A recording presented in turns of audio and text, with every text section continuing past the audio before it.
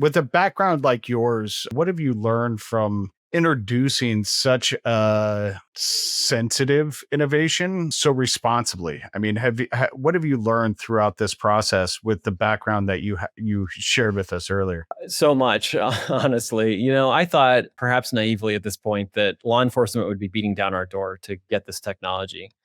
And we spent actually the first, 8, 10 months of the company trying to sell to law enforcement, thinking like they have the most acute need. There's research that came out that shows that officers using the standardized field sobriety test, which is the standard kind of Mm. roadside battery of tests, Yeah, 49% false positive rate when they're faced with cannabis impairment.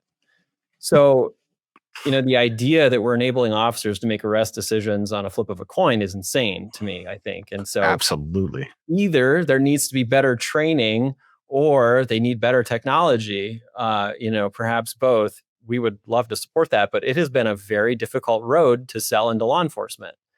We've had a little bit of luck there, but you're not doing statewide deployments at this point. I think that there really needs to be some legislative effort probably to reevaluate the space and understand how can we actually treat people fairly, because what's happening today is objectively unfair. And I don't care if you're a cannabis user or not a cannabis user, nobody deserves to be arrested for using what we've decided is a legal substance on their personal time.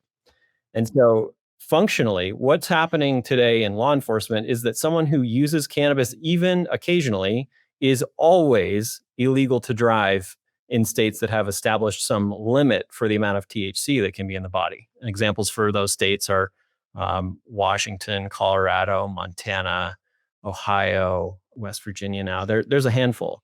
And the other states have done, nothing. And so there's really not a good cannabis impaired driving enforcement process out there right now, I'll say. And we really need to fix that, I think, urgently. There's a lot of people who have been falsely arrested for cannabis impaired driving. And there's a lot of people who drive while impaired who are not being arrested because there's no way to check for it. So it's kind of bad on both sides.